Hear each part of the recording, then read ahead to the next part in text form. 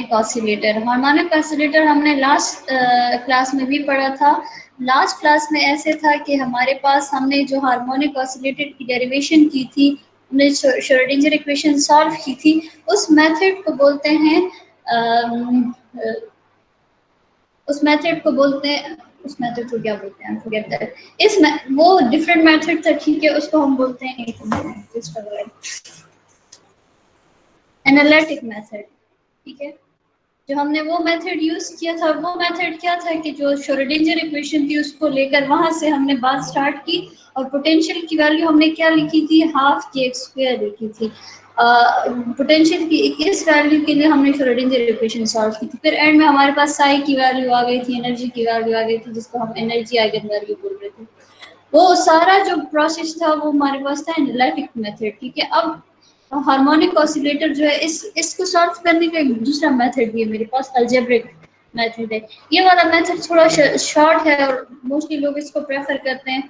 देखिए और इसी से जो है हम ये डिफरेंट जो एनर्जी आइगन वैल्यूज हैं, ठीक है, वो हम फाइंड आउट करते हैं। आपके कोर्स में इन्होंने energy eigen value find out की हुई है इससे, और फिर उसके बाद जो है जो एनर्जी आइगन वैल्यू है उसको डिफरेंट कोऑर्डिनेट सिस्टम्स में जो है रिप्रेजेंट किया। For example position coordinate system में या मोमेंटम कोऑर्डिनेट सिस्टम में, उसमें आपको शो करके दिया है। हमने क्या करना है, हम जो है सिंपल ये मेथड यूज करेंगे और हम एनर्जी आइगन वैल्यू तक फाइंड आउट करेंगे, चेक करेंगे यहाँ से जो एनर्जी आइगन वैल्यू आई थी और जो हमारे पास एनालिटिक मेथड्स आई थी, दोनों में डिफरेंस क्या है। ऑब्वियसली दोनों में कोई डिफरेंस नहीं होगा, क्योंकि energy of a system harmonic oscillator है, दो लाइक है तो हार्मोनिक, उनकी उसकी जो भी मेथड आप यूज कर लो, एनर्जी की वैल्यू आपके पास एक ही रहेगी, दैट इज n + ½ h/2 अच्छा, अब ये हम जब सॉल्व कर रहे हैं हार्मोनिक ऑसिलेटर किसी भी आइगन वैल्यू प्रॉब्लम के लिए, तो हम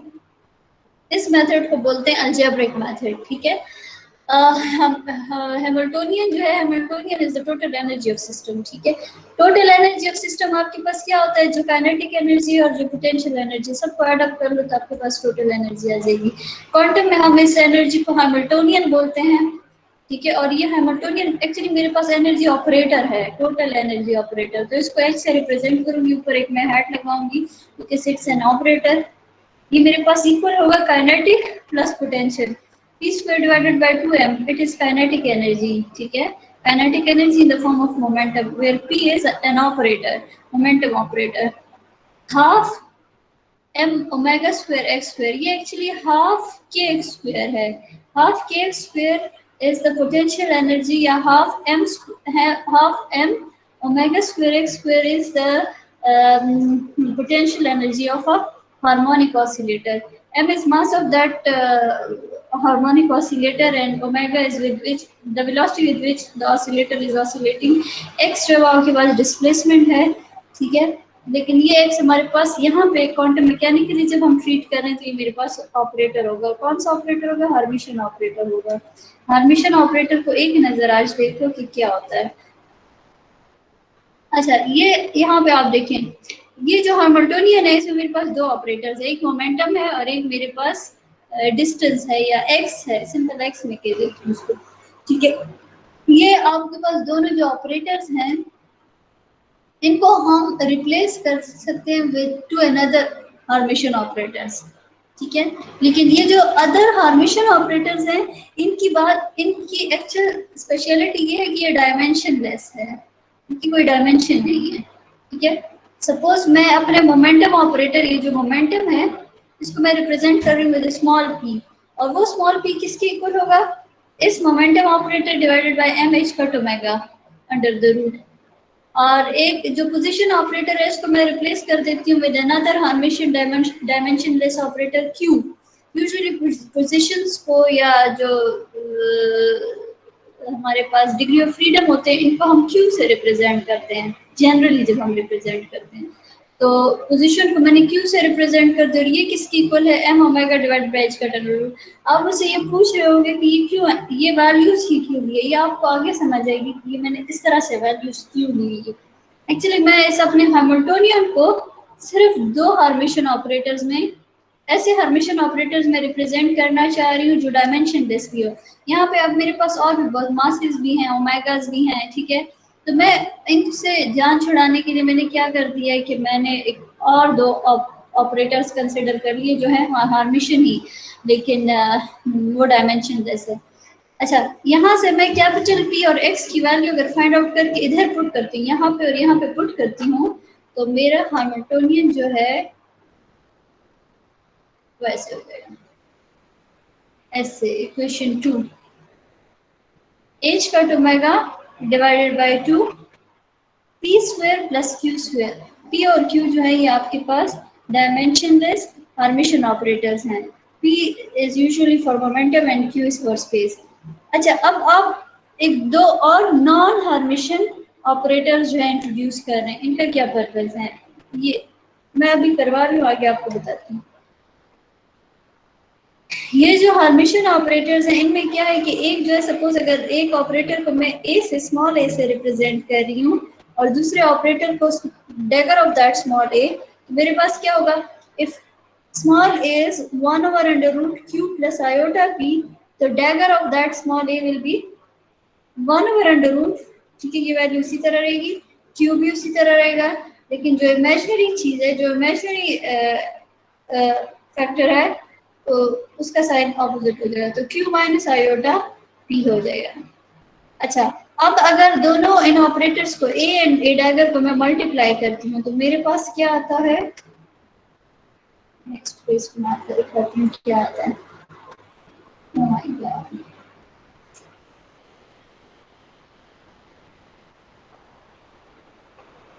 जस्ट अच्छा मेरा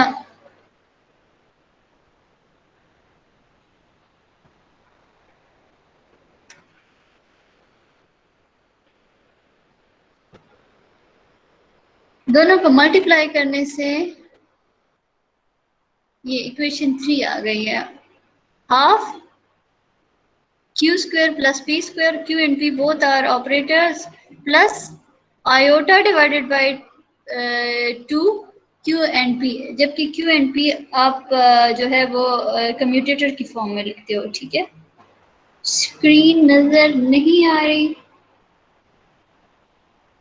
मेरी स्क्रीन विजिबल है गाइस? मैम आ रही है हमें नजर।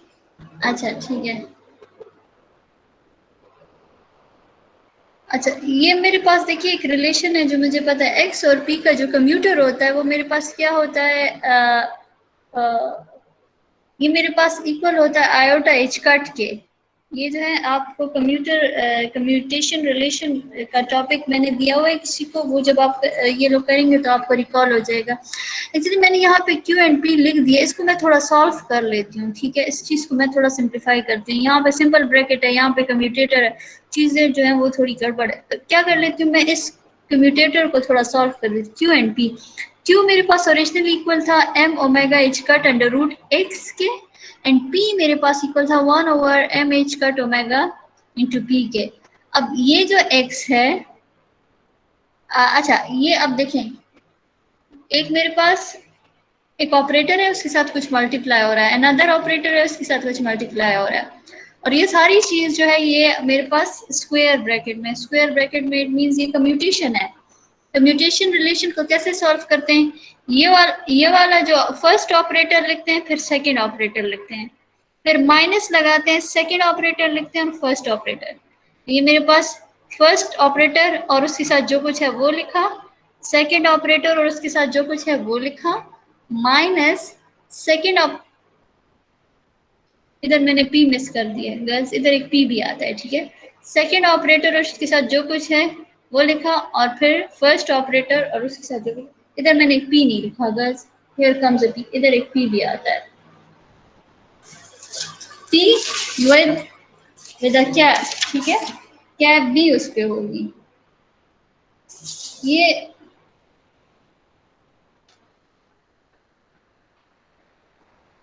ऐसे होता है, देखिए सपोज a एंड b है, ठीक है, दो कम्यूटर्स हैं, तो उनको आप ऐसे लिखते हो a b minus b a, ठीक है। दो कम्यूटर्स हैं ए एंड बी और वो स्क्वायर ब्रैकेट में बंद है, तो उनको जब ओपन करते हो आप तो ए बी माइनस बी ए करके करते हो, ठीक है। अच्छा, जब ऐसे किया बहुत सारी चीज़ें कैंसिल हो गई, जो कुछ रह गया उनको मैंने सॉल्व करके ऐसे कर दिया। अब इस स्टेप को देखें, यहाँ पे भी 1/h कट अंडर रूट आ रहा है, यहाँ पे भी 1/h कट अंडर रूट आ रहा है, दोनों मल्टीप्लाई होके 1/h कट हो जाएंगे, यहाँ से भी 1/h कट आ जाएगा। तो 1/h कट को आप कॉमन कर लो, रह क्या गया x P minus P x.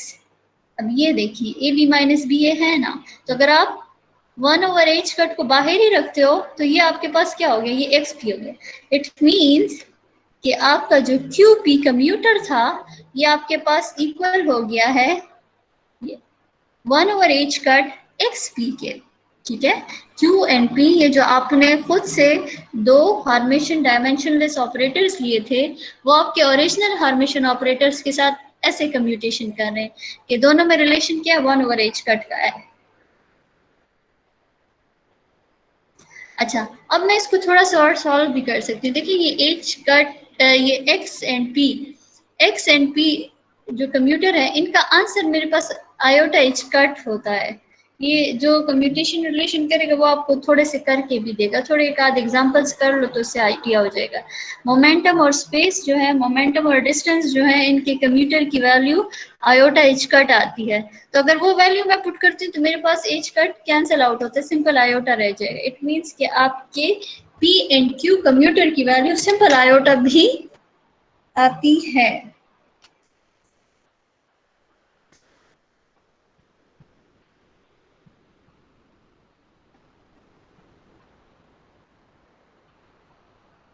अच्छा, ये मैंने किया क्यों था, ये मैंने सारा कुछ ऐसे इसलिए किया था कि मैं जब ए और ए डैगर ऑपरेटर्स हैं इनको मल्टीप्लाई कर रही थी तो यहाँ पे तो मेरे पास ब्रैकेट में कुछ आ रहा था, यहाँ पे मेरे पास कम्यूटेशन में कुछ आ रहा था, क्यू एंड पी कम्यूटेशन में आ रहे थे, तो उनकी जगह मेरे पास वैल्यू सिर्फ आयोटा आ गई है, दोनों आयोटास मल्टीप्लाई होंगे तो -1 हो जाएगा, सिंपल ये मेरे पास -1/2 आ जाएगा।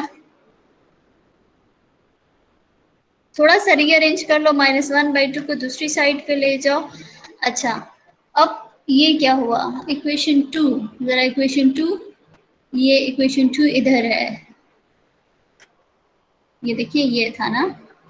एक्चुअली ये सारा कुछ मैं क्यों कर रही थी, मैंने ये फाइंड करना है, ए और ए डैगर जो मैंने लिया था ना वो मैंने इसको फाइंड आउट करने के लिए लिया था, ठीक है, पी स्क्वायर और क्यू स्क्वायर को। तो देखिए इसकी वैल्यू क्या आ गई है मेरे पास, अब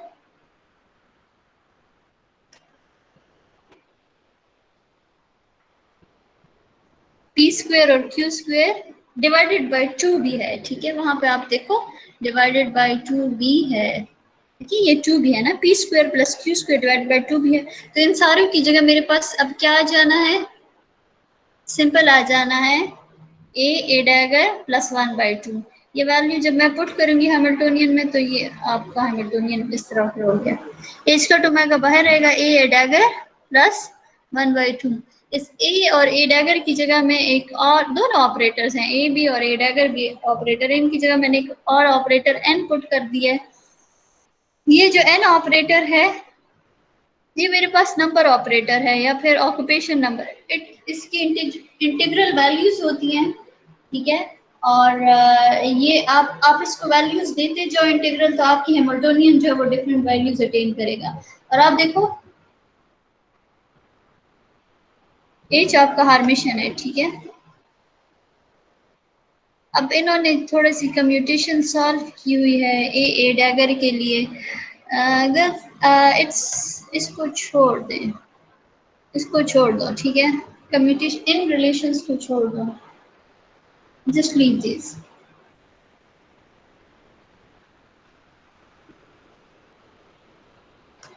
अच्छा, ये मेरे पास हैमिल्टोनियन की वैल्यू आ गई है, ठीक है, हैमिल्टोनियन में मेरा एन आ रहा है, एन जो है ना वो आपके पास नंबर ऑपरेटर है, एक और ऑपरेटर है। अब आप अगर देखते हो ना उस इक्वेशन को तो एन और एच के बीच लीनियर रिलेशन है, इधर गया, यहाँ पे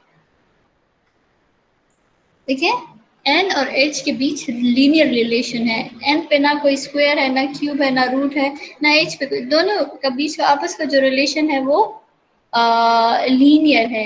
और ये दोनों जो वैल्यूज हैं, ये h और n जो है, ये आपस में कम्यूट करते हैं, ठीक है। आपस में कम्यूट करने का मतलब ये है कि अगर आप इनकी कम्यूटेशन लोगे, h और n करोगे, ठीक है, मैम और वो जो हाँ डेरिवेशन था उसको छोड़ दे, वो जो नीचे था। हाँ, जो नीचे कुछ स्टेप्स थे ना कम्यूटेशन वाले, वो छोड़ दे, a और a डैगर के बीच में, ठीक है। अच्छा, ये h और n की कम्यूटेशन का मतलब ये है कि आपका a भी जो है वो ba के इक्वल होगा। इसका मतलब है कम्यूटेशन का ये मतलब होता है, ठीक है। a b is equal to ba, और in simple terms commutation simple terms का मतलब ये कि अगर आप स्क्वायर ब्रैकेट्स में h और n को लिखते हो तो आंसर आपके पास 0 के इक्वल आएगा, ठीक है। यहाँ पे देखिए x और p के का जब मैं कम्यूटेशन लिखती हूँ ना, x और p का, तो वो मेरे पास 0 के इक्वल नहीं आता, मेरे पास आता है iota h cut. It means मेरा x and p do not commute with one another. लेकिन n और h जो है, ये दोनों एक दूसरे के साथ कम्यूट करते हैं। आप n और h देखिए, कम्यूट किसी दो क्वांटिटीज, किसी दो ऑपरेटर्स की कम्यूट करने का मतलब ये है कि आप उनको साइमल्टेनियसली फाइंड आउट कर सकते हो, ठीक है। लेकिन अगर वो नहीं कम्यूट कर रहे हैं तो it means you can not find them simultaneously. और ये हम बहुत अनसर्टेनिटी प्रिंसिपल से मुझे बहुत अच्छी तरह पता है कि पोजीशन और मोमेंटम मैं साथ नहीं फाइंड आउट कर सकती। दैट इज व्हाई मैं पोजीशन और मोमेंटम का जब मैं कम्यूटर लिखती हूँ तो वो 0 के इक्वल नहीं आता, वो किसी वैल्यू आयोटा एच कट के इक्वल आता है, ठीक है। लेकिन एच और एन जो है, जो नंबर ऑपरेटर है और जो हैमिल्टोनियन है, ये एक दूसरे के साथ आप नंबर ऑपरेटर और हैमिल्टोनियन को एक साथ फाइंड आउट कर सकते हो, ठीक है। तो इसका मतलब ये हुआ कि अगर ये कम्यूट कर सकते हैं, they can have set of joint eigen states. इनकी जो आइगन स्टेट्स होंगी वो जॉइंट होंगी, joint eigen state, combine eigen states होगी, ठीक है। सपोज मैं उनकी आइगन स्टेट्स को n से डिनोट कर रही हूँ, ठीक है, कैट से डिनोट कर रही हूँ जो n है। अब वो n जब कैपिटल N पे अप्लाई होगा तब मेरे पास सर्टेन आइगन वैल्यू आएगी, suppose that is small n। और यही n जब h पे अप्लाई, देखिए ये वाला n और ये वाला n सेम है, ठीक है, ये आइगन स्टेट और ये आइगन स्टेट सेम है। n पे अप्लाई हुआ है तो स्मॉल n आया है, h पे अप्लाई हुआ है तो फिर भी मेरे पास कोई आइगन वैल्यू आ गई, en आ गई है, ठीक है। तो इट मीन्स कि आपके पास ये दोनों के लिए आइगन वैल्यूज दे रहा है। ये जो स्टेट n जो है, जो कैट n है, ये मेरे पास आइगन एनर्जी आइगन स्टेट है। कैसे एनर्जी आइगन स्टेट है, मुझे पीछे पता चला है कि h जो था मेरे पास h कट ओमेगा के इक्वल था, n प्लस हाफ इक्वल था, ठीक है। अब आप क्या करो, कंबाइन कर लो जरा इन रिलेशंस को।